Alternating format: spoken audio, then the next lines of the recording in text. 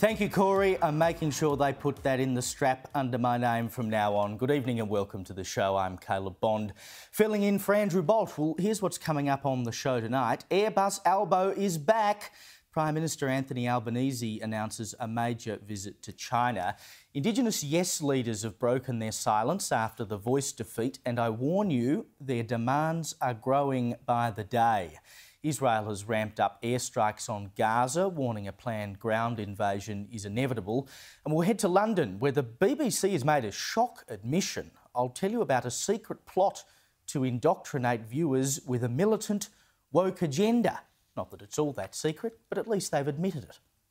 But first, we saw what happened in Western Australia with the Aboriginal cultural heritage laws. If you owned land marginally bigger than a quarter-acre block, you had to, for a brief time, get special approval from some Aboriginal heritage outfit to do so much as drive a fence post into the ground or build a letterbox or plant a tree. And that's exactly what a bunch of volunteers found out when they tried to plant trees by the Canning River. A local Aboriginal corporation demanded $2.5 million to get approval. Now, those laws didn't last very long, funnily enough. Would have absolutely halted development in Western Australia. It would have taken the power away from landowners and put it in the hands of faceless Aboriginal-run corporations that could essentially blackmail you into paying them to do stuff with your own land. Now we have an adjacent situation in South Australia, where a major housing development in Adelaide's north has been halted by the discovery of Aboriginal bones. Now, this is a $3 billion development by Lang Walker, big developer. It's set to have 12,000 homes and 40,000 people after it's completed over the next 20 years. And it took Lang Walker 16 years to get the thing up and running in the first place. But in July, they found bones, which were reported to the police, and then Ghana Yurta Aboriginal Corporation was brought in to oversee the site while the bones were investigated. The remains of at least 29 people have now been found. The state government has stopped the development as a result.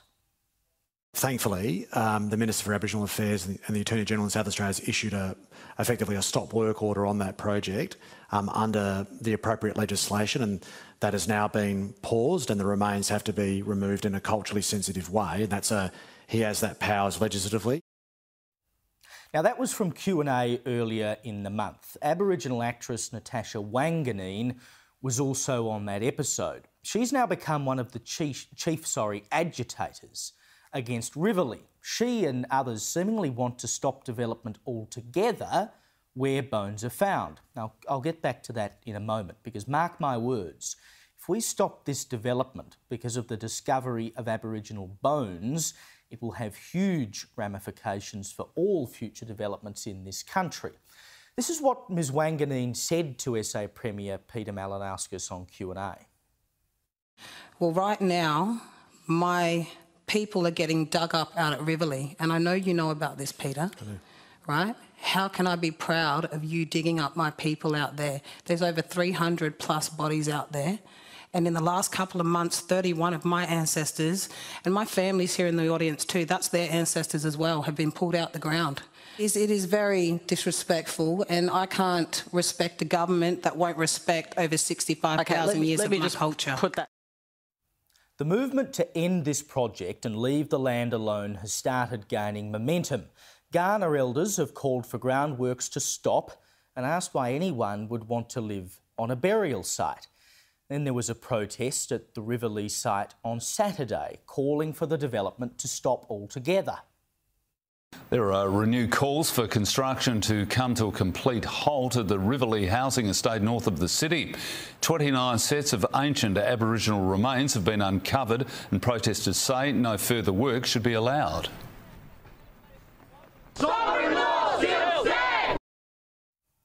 Now, Ms Wanganeen spoke at this protest. She began by suggesting no houses should be built where people had previously been buried. You've got family buried here in Adelaide right now?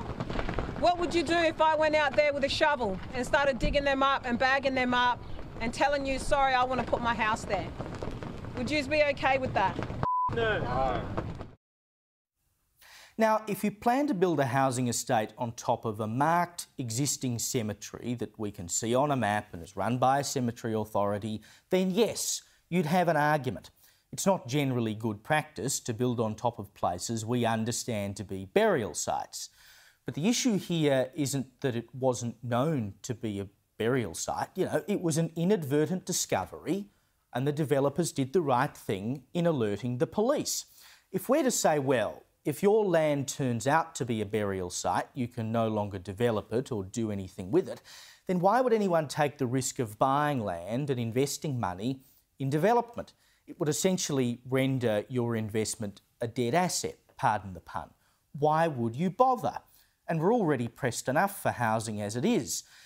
But it is also a fact that many places around Australia have been built on known burial grounds of non-Aboriginal people. The old Sydney burial ground, for instance, was set up in 1792.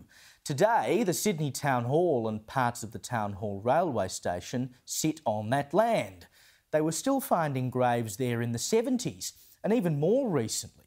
The Sydney City Council website says that in 2003, graves were discovered to the north of Sydney Town Hall during building works for a new forecourt area.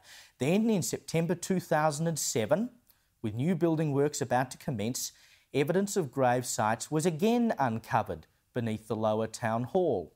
Initial site-specific archaeological investigations point to the remnants of at least 50 simple graves. They didn't stop work because of that. Central Station in Sydney was also built on an old cemetery. The remains were exhumed and sent elsewhere in these cases, as they should be. But development didn't stop, and that's when they knew these were burial sites. Ms Wanganeen also issued some kind of threat to people who buy houses at Riverlea. Anyone thinking about buying a house here, just remember you're putting your spirit and your soul at risk. There are things at play that we cannot stop. And it will come for you if you don't do the right thing, in many different ways. It will come for you in many different ways. Sounds scary. Then she peddled a discredited line that it was not just a burial site, but the site of a massacre. Anyone thinking about buying a house here, just remember you're putting your spirit and your soul at risk. There are things at play that we cannot stop. And it will come for you if you don't do the right thing, in many different ways. Mr Malinauskas told the ABC today that, according to an archaeological assessment, that was not the case. The latest advice that I've received over the course of the weekend was that there has been very recently an archaeological assessment conducted on the site with that question of whether or not these are remains from a potential massacre. And that archaeological assessment, we have been advised, has ruled out the massacre. Apparently, the way that the burial has taken place is consistent with practices well before colonial times. So the assessment that's been conducted on this point rules that out. Even if it were the site of a supposed massacre, you respectfully remove the remains and take them somewhere else. If they knew this was a burial site, someone would have said something about it long before the excavators moved in. If the activists win this fight and Lang Walker is prevented from continuing to develop that land, then every landowner in the country should be up in arms. I mean, what happens if you knock over your home to subdivide the land and in the process of building a cellar, you find bones? The precedent will have been set. You may as well kiss the value of your asset goodbye. If it's a known Aboriginal burial site, then don't touch it. That's completely understandable, just as you wouldn't touch an ordinary cemetery. But development and progress cannot be held hostage by Aboriginal history that not even Aboriginal people seem to know existed. Well, Airbus Albo will certainly be racking up the frequent flyer miles in the next few weeks. Today he arrived in Washington DC ahead of a state dinner with the US President Joe Biden, and then next week the Great Red Wall will come down.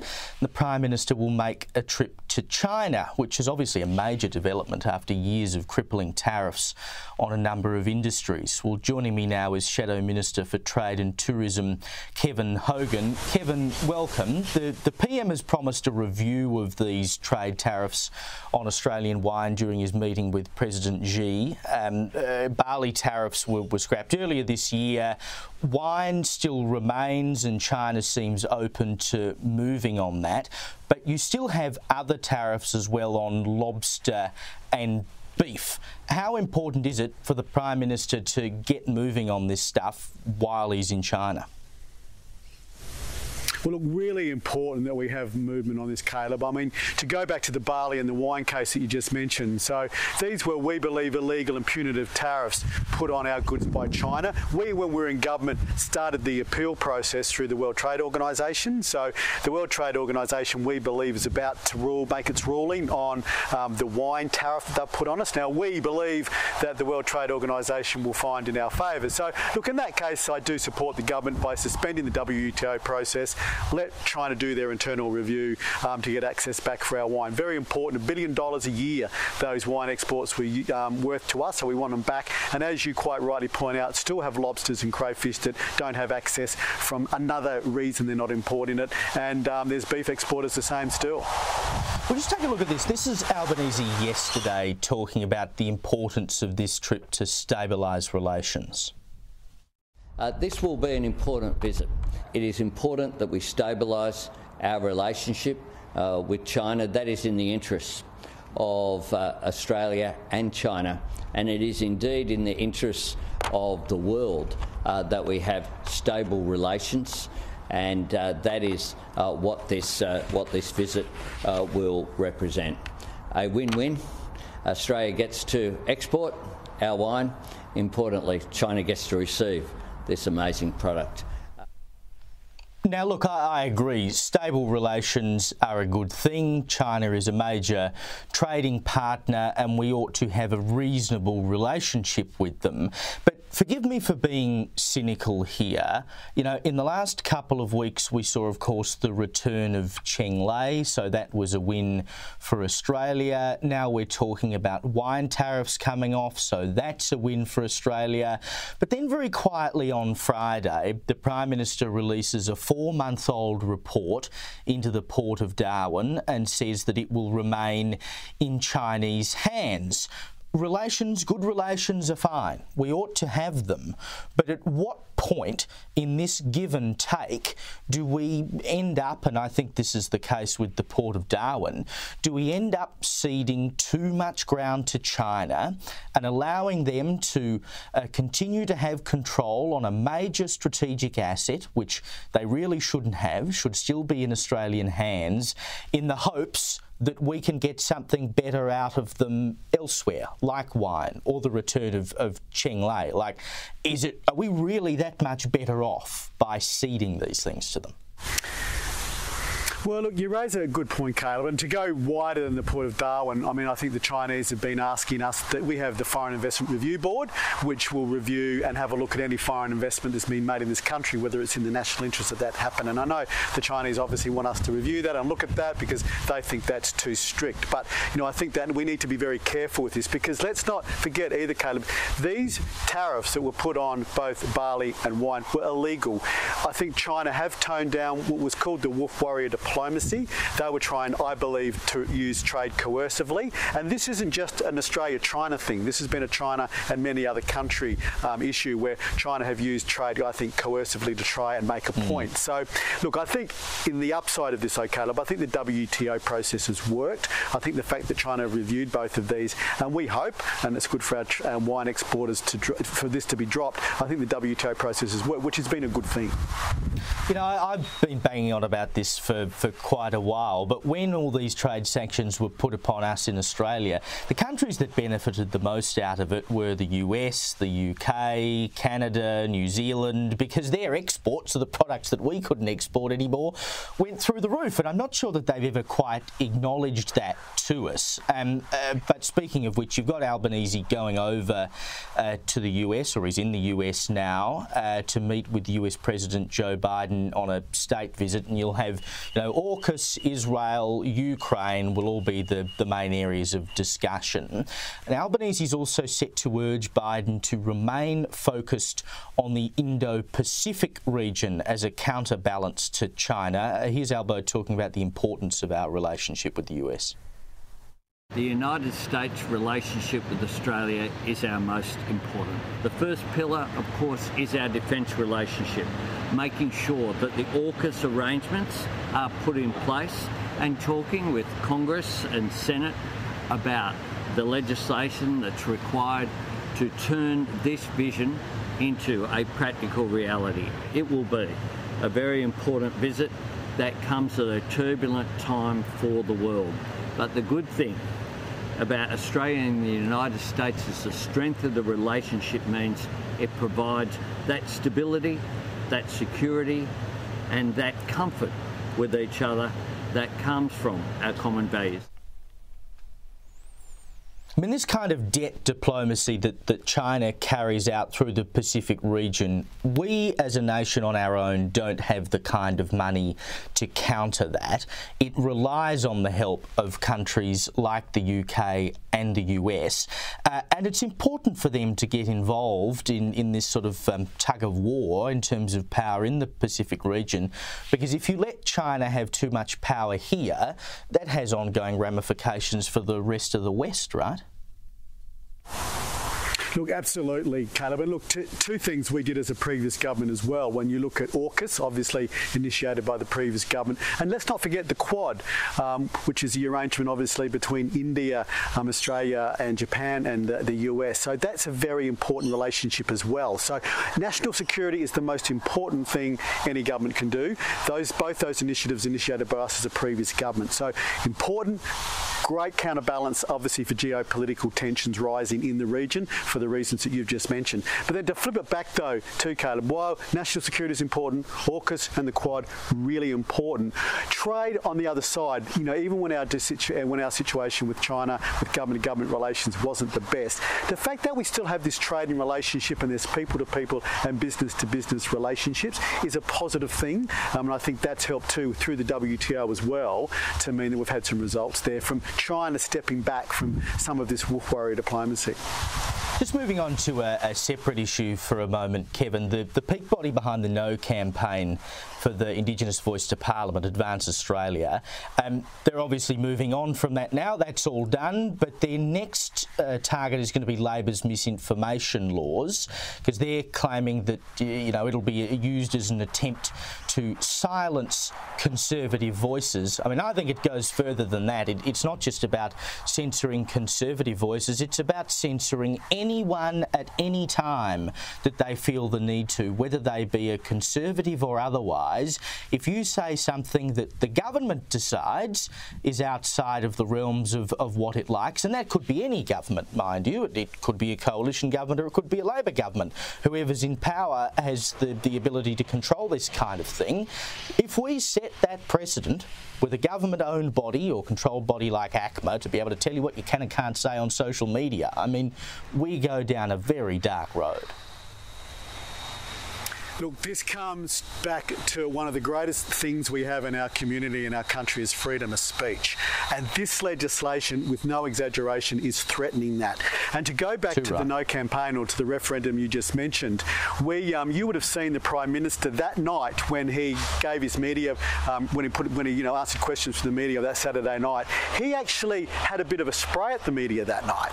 And he said, he blamed some people in the room for basically spreading misinformation from the No campaign. Now, what was that misinformation? He alluded to then that the misinformation that it was making some of the accusations being made by the No campaign was stupid, like, you know, the power of the voice. They weren't stupid claims. People were questioning the power of the voice because we knew that it was the High Court that would determine the power of the voice, not federal parliament if it was in the Constitution. Now, he poo-pooed it that night and had to go at the media when he lost his referendum. So that is why this legislation is so dangerous, because as you alluded to, there will be some bureaucrat or the government sitting there somewhere saying that's misinformation and that's not allowed. And there goes freedom of speech. And we're back to George Orwell and the Ministry of the Truth with that type of stuff, because there'll be one person determining what truth is and what truth isn't.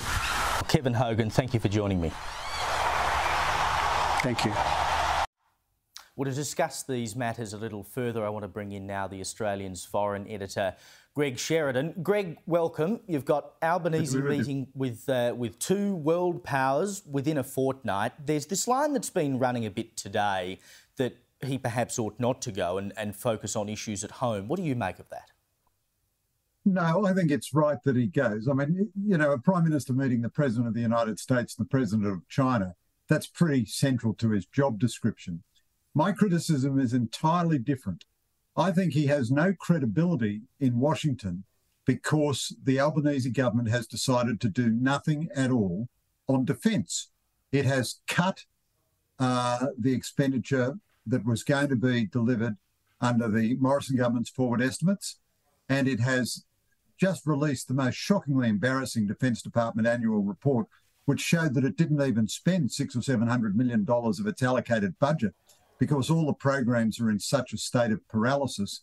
It won't make any decisions on the surface fleet until next year. That means 2 years into office before it makes a single decision. Now, Albanese in opposition said he was going to urgently fix a decade of neglect in Australian defence. I think he's right about the decade of neglect. The coalition government was hopeless on defence, never delivered anything, just delivered press releases. But Albanese has been worse, and he has no credibility in Washington because of that. And he has, you know, a compliant position with China because, you know, Penny Wong has talked about how Australia is going to build deterrence. Well, we're not building deterrence at all. We're doing absolutely nothing at all in defence. And that's the way China likes it. It's not the way America likes it. So he'll get good photo ops in both places. But where's the beef, Jack? Well, yeah, we'll get to China in a minute. I mean, we've seen stories recently out of Queensland where they're talking about defence bases where you can't even have people go to the toilet in quick succession because they don't have enough, you know, facilities for them to be able to do so without them clogging up. I mean, seriously, this is what we're talking about in terms of the state of our defence force at the moment. And without that investment in such basic things as that, let alone the capabilities we need, with, as you say, Albanese having no credibility in the US, when he goes over there and talks to Biden and talks to their defence representatives, how seriously do they actually take him on AUKUS, particularly when we know that the left of his own party doesn't even want him to be part of it? Well, I think he has a very big credibility problem. The US itself is already reconsidering AUKUS. Congress is having a look at this and saying, why on earth would you think these jokers could ever build a nuclear submarine, or that we would give one of our nuclear submarines out of our line of battle to the Australians, even if they pay a lot of money for it? Now, on the other hand, we're a very good ally of the US historically, and Americans treat their allies very well. Our geography is still very useful to the Americans, so our joint communications facilities and so on, and our long history of military, standing shoulder to shoulder. That's all very powerful. And Biden is a very schmoozy kind of politician. He'll give his centre-left buddy Albo some good photo ops and everything. But the prospect of the AUKUS legislation moving through Congress is very dim. The doubts about Australia having the capability to do anything is very dim. And honestly, Caleb, you make good points about the dunnies on the, defence bases. But I tell you, I have much more basic worry than that. We have the oldest surface fleet we've ever operated, and this government has not decided to build a single new boat. Under the current arrangements, we get our first new ship for the surface fleet, an undergunned and hopelessly compromised Hunter frigate 10 years from now. So this government's plans are to do nothing for 10 years. We've had a missile building project in operation for 4 years. It hasn't built a single missile. Not a blade of grass has been disturbed where a missile factory is going to go. We haven't applied to the Americans for intellectual property to build a single missile. Now, what is happening is Albanese has really inherited the playbook of Scott Morrison. He's using the fraudulent symbolism of AUKUS as an excuse for doing nothing at all on defence capability. The Americans will give him a bear hug, but they're not fools. They can see what we're not doing. And the importance of all of this, of course, is the deterrence of China, as you mentioned before. Albanese is going off to China early next month. You know, the key agenda will be lifting wine tariffs, but we've still got tariffs on other things like lobster and some beef. But you see on Friday, as I mentioned before, this 4-month-old report gets wheeled out on a Friday afternoon very quietly, hoping it doesn't get picked up in the news cycle, saying, well, we're going to leave the port of Darwin in Chinese hands. You can't help feeling that this is Australia ceding ground to China to suck up to them and say, please, sir, can you take away our tariffs? You know, why would we keep such an important asset in the hands of China, and why did they sit on that report for 4 months before releasing it? Well, I think you're asking unanswerable questions. I think those are very, very fair questions. So since the report was completed, but before it was released, the Chinese released Zheng Lei, who never should have been in prison, and they lifted some of their outrageous trade coercive restrictions on Australia. At the same time, Mike Burgess, the head of ASIO, is at an American conference saying, in all of human history, we've never seen theft of intellectual property on the scale that the Chinese are doing. At the same time, the Chinese are ramming Philippines boats in Philippines waters in the South China Sea. Now, early on, the Albanese government spoke very frankly about China, and I applauded them for it. And it looked early on as though they were going to lead a real effort to get some firepower into the Australian Defence Force in the next 5 years. That was what the Defence Strategic Review was supposed to be all about. They said, we're doing it this way so we can move real fast. Now, since then, they've stopped criticising China publicly. China still has one of our citizens hostage. They had a report 4 months old which told them what the government wanted to hear, which is that they didn't have to disturb the Chinese-owned lease on the port of Darwin. And yet they didn't release that, but I'm sure the Chinese knew what the results of that report were. And it looks as though we have just become the psychological equivalent of the Afghan government. We just hope and pray that the Americans will always take care of our security, and that's about it. When you've said that, you've said everything. So Albo has inherited the traditional Australian playbook, which is we're great on symbolism, we're pretty feeble on substance, and he's not doing anything about it. And I tell you, it's a very bitter disappointment. And Richard Marles is already shaping up as one of the most unsuccessful and inconsequential defence ministers that we've seen in the last decade. I agree, and it puts us in a pretty precarious position. Greg Sheridan, thank you so much for your time as always. Well, after the break, Indigenous Yes leaders have broken their silence after the Voice defeat, and I've got to warn you, their demands are growing by the day. Don't go away.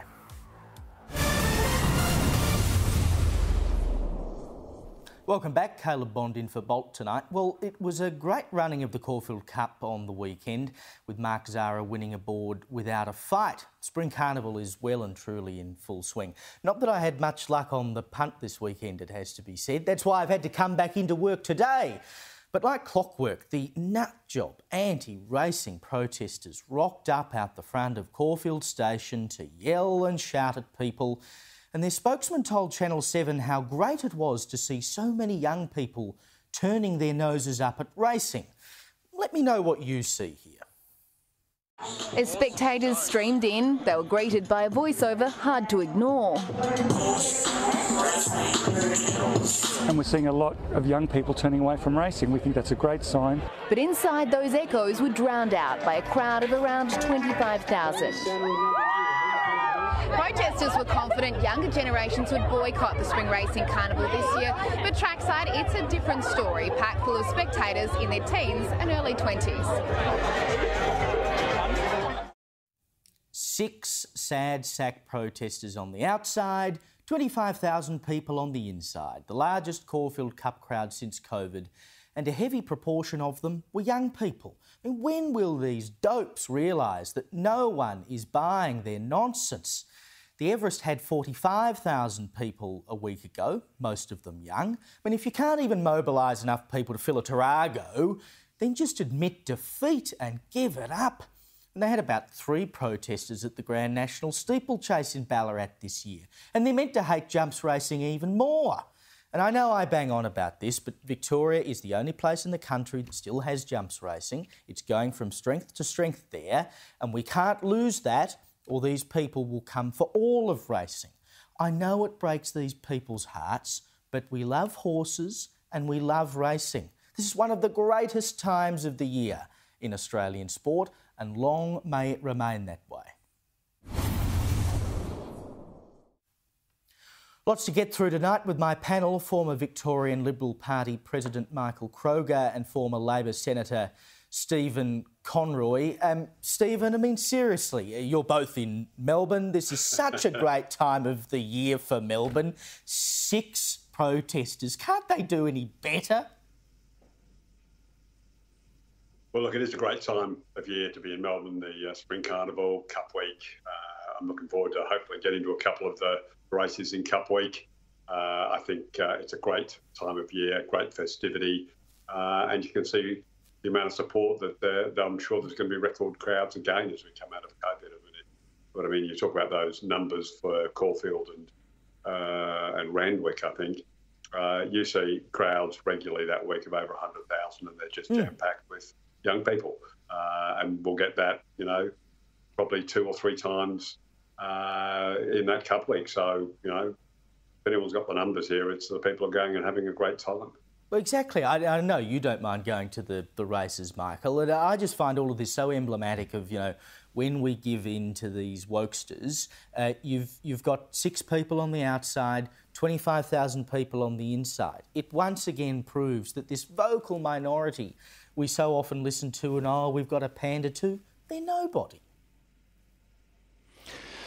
No, and I don't know why they get any publicity. I mean, 6 of them, for goodness sake. But that's why they demonstrate. The visual demonstration is, you know, the media loves you know, content, and these people provide the content, and they love a good picture story. And, you know, 6 people, I mean, look, you know, someone should explain to them that sport is inherently dangerous, whether it involves animals or just human beings in AFL football, rugby, Olympic sports. I mean, sport is dangerous. You're taking human beings and animals out of their normal day-to-day activity and asking their bodies to, you know, excel at a pressure level that is not normal. And of course, there are dangers and deaths, as there are for jockeys, unfortunately. And this is the risk people take in professional sport. Obviously, the horses don't have a choice, but of course, there are going to be injuries and deaths in any type of sport because, you know, it's dangerous, mate. Indeed. And look, these people show themselves up so often. They've never been near a farm or a horse in their lives, because if they had, they'd know how many horses you lose in paddock accidents. No fault of anyone. Horses come a crop or run into fences, whatever. It happens all the time. Far more horses are lost that way than on the track, but not that these people care. Now, Indigenous Yes leaders have broken their silence after mourning the referendum's defeat over the last week, of course. There's this unsigned open letter to the PM Albanese. It popped up in The Age yesterday. They're calling it, it's about 50 groups of Aboriginal groups and Aboriginal people. No one's actually put their name to it yet, but this is a draft letter in which they're saying it was a shameful act and it's unleashed a tsunami of racism, and only the shameless could see no shame in this. I mean, Stephen, this is just more of the same of what we saw from the Yes campaign during the lead up to the referendum. It's exactly the stuff that turned people off. Have they not learned anything? Well, look, it's to be expected that they're going to the Indigenous leadership that, you know, put, you know, quite a few years of their lives into this campaign, hoping for a yes, and I voted yes, and I'm disappointed. But I think that if you looked at the performance of some of their campaign leaders in terms of the language they used, as you've just made the point, the sort of language they used both then and now, make Australians turn their back. And that's not what should be happening. This was a chance to reach out and embrace, as many other people have said. But the rhetoric from Noel Pearson, some of the Marsha Langton, though I accept that she was misrepresented in what she was saying, but that sort of anger that appeared to come across was deeply unhelpful for the campaign. So I don't think they can, without having a good look in the mirror themselves, just want to blame everybody else for what went wrong in that campaign. And they're already talking about treaty and all this other stuff again, Michael. You know, the referendum's over, but they're not going to shut up. Look, it's over, and you know, I should explain. It's not because Australians are racist, for goodness sake. This was an extreme proposal, which Albanese couldn't explain, which he hadn't read. We didn't know whether it was a modest proposal, just an advisory body, or whether it was, as the Aboriginal leadership said, a total fundamental change to how Aboriginal affairs are dealt with in this country. They never explained how the current hundreds of bodies that advise governments already are failing and useless, and why this would be any better. And they never explained how, on the ground, a voice in Canberra would make lives better for people on the ground. I mean, it was never properly explained. And to say, oh, it's all because, you know, you've 62%, which is now getting towards racists. I mean, this is very foolish. Despite you know, many pieces of commentary about the Voice result, I still hold to the view, even though that fellow Simon Holmes à Court had a go at me the other day, which was good to see. Those that knew most about Aboriginal affairs voted more heavily no, and those that knew least about how to deal with Aboriginal issues, i.e. the inner city, people have never been to an Aboriginal community, voted yes. So the result spoke for itself, and this is just a very bad way of dealing with the aftermath, which is just abusing the people that voted no. Yeah, and that was all this business about, you know, Walid Ali got in trouble for pointing out that people with higher levels of education were more likely to vote yes. Well, yeah, sure, they were more likely to vote yes. It's because they all hang out with each other and they all think the same way, and they don't actually get out and see what's going on in the real world. So much more we could talk about, but we've run out of time, unfortunately. Gents, thank you. Michael Kroger, good to talk. Thanks, mate. Cheers. After the break, we'll get the latest from Israel as airstrikes ramp up. Don't go away.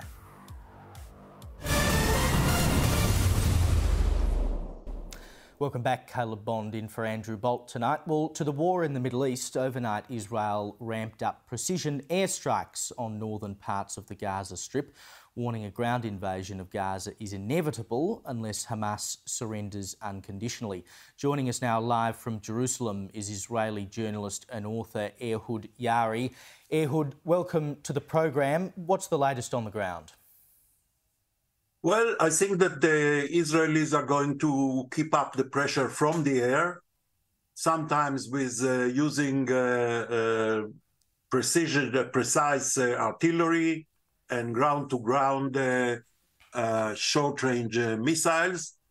But the feeling here amongst the military and in the government is that whatever you can achieve from the air saves lives when you come to sending the tanks in.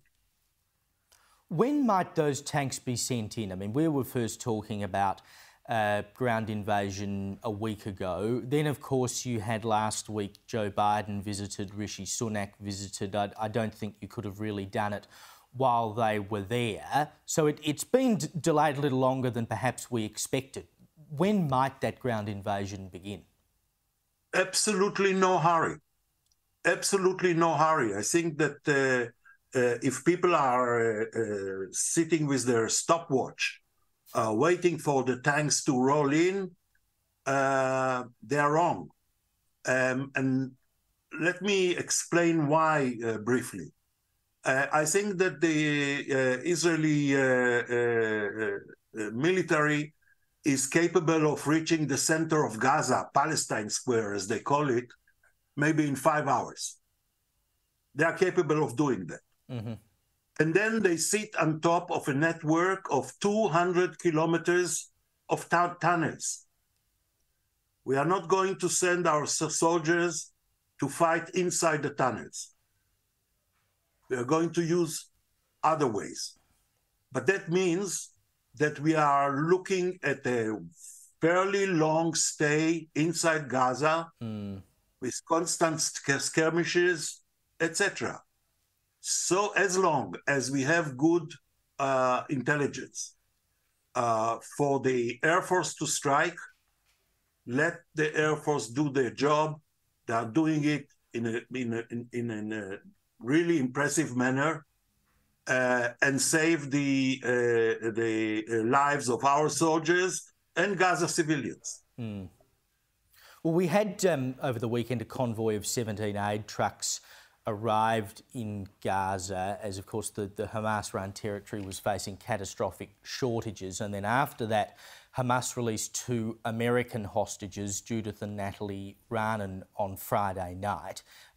There are still hundreds more hostages still in Gaza, 222. So how intricate is this back and forth in terms of work? Because Israel's always put the price of the lives of its people at a very high price. In terms of locating and making sure they can get those hostages out before they stage any kind of ground invasion, how much of an intricate process is that? We don't know that it can be done. We have negotiations going through the Qataris, who are in many ways the sponsors of Hamas for many years. We have negotiations going for the release of women, children, and the elderly. You know, they have abducted from the kibbutzim, from the villages around Gaza. The youngest one is a girl, 3 years old, who lost her parents. She is a hostage. The Qataris and some people in the political leadership of Hamas outside Gaza are advising the Gaza leadership that they should improve their public image by releasing civilians. And there are negotiations over this. At this point, Hamas Gaza insists that in return, there will be an extended ceasefire, and Israel will not accept it. So it's still going parallel to the fighting. You have these negotiations continuously going on. Just very quickly, we've only got 20 seconds before the break, but your reaction to these demonstrations we saw around the world, including in Paris over the weekend, where they referred to massacres, etc.? Well, we're accustomed to that. We have those segments in Western societies which are vehemently anti-Israeli, if not really anti-Semitic. And it doesn't matter what really happens underground. It doesn't matter what happened to Israeli civilians. All that it matters is that they don't want to see houses destroyed in Gaza after we have warned the population to leave, and most of them did. Ehud Yari, thank you so much for your time tonight. You're welcome. After the break, the BBC's shocking admission, I'll tell you about a secret plot to indoctrinate viewers with a militant woke agenda. You won't believe it. All that after this. Welcome back. Caleb Bond in for Andrew Bolt. Well, I had to laugh at the desperation of the Daily Mail today. They broke undoubtedly the biggest story of the year. Blow your socks off big. This is going to have serious ramifications because they've uncovered photos of broadcaster Alan Jones in blackface 37 years ago. I mean, seriously. He was coach of the Wallabies at the time and dressed up as Al Jolson for a night where the team all dressed up and did skits for each other. Now, yes, you wouldn't do it today, but are we seriously going to judge people today for things done 4 decades ago when standards on these matters were very different? And more to the point, who decided after all this time to leak photos of Alan in blackface? As former Wallabies captain Andrew Slack told the Daily Mail, "I don't know who'd be interested in a fancy dress party from 37 years ago, but I get the whole Jonesy thing. Alan Jones is Alan Jones, so someone will want to do it." Well, the Daily Mail did it, and they dedicated 1,594 words to this story, by the way, and they couldn't get one person to criticise Alan. What a flop. It wasn't worth publishing in the first place. And whoever sent out these photos needs to get a life.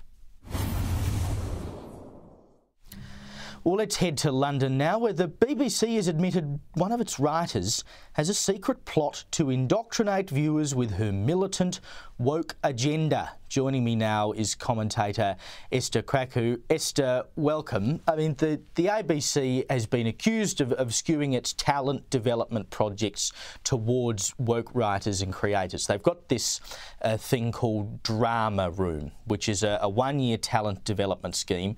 It appears to be full of a bunch of hardcore lefties. Have a listen to this. This is from a statement from the BBC about the writers who've been brought into the project, including one woman by the name of Lily Sariki.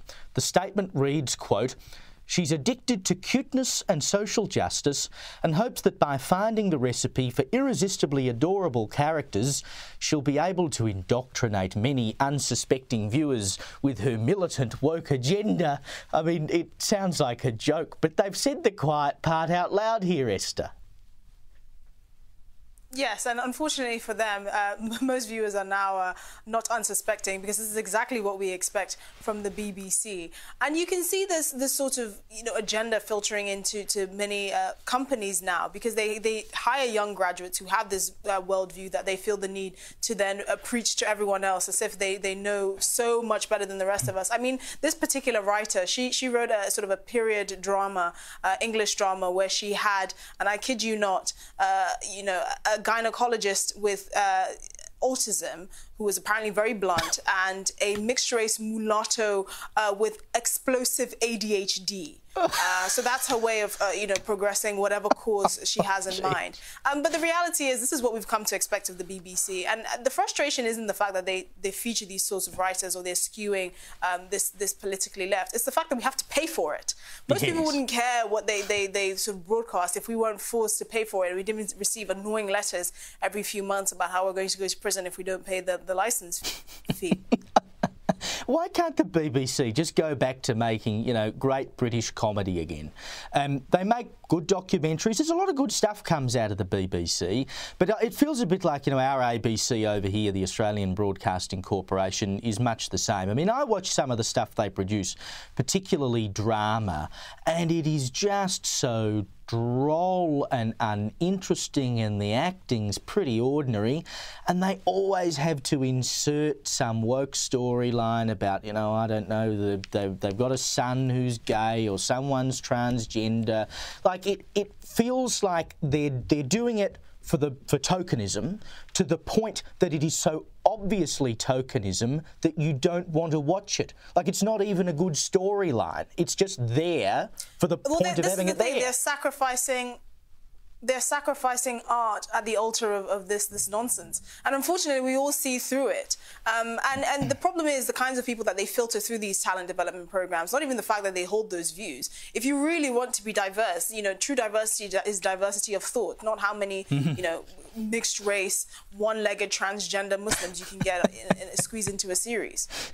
Land rights for gay whales. That's the next series they've got to make. Now, I can't get over this. Tell me about this Hamas leader. He allegedly ran the terrorist group's operations in the West Bank, but he's been hiding out in a state-funded home in a borough of London that has the highest Jewish population in all of Britain. Mohammed Qasem Sawala, is his name. He was given a £112,300 discount on a two-storey home. Didn't they do their homework on this bloke?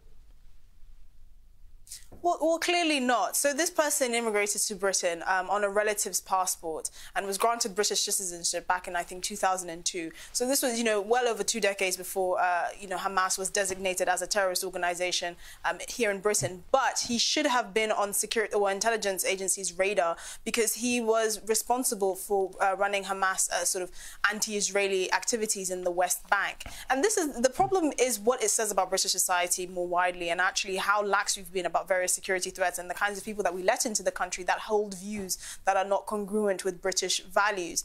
At the end of the day, this kind of person receiving, basically a 50% discount on a 2-story house here in London, which most people can only dream of, in the borough of Barnet, which I happen to live very close by, which is the borough that has the largest Jewish community in the country. I mean, we really need to be asking what kind of country lets these sorts of people in.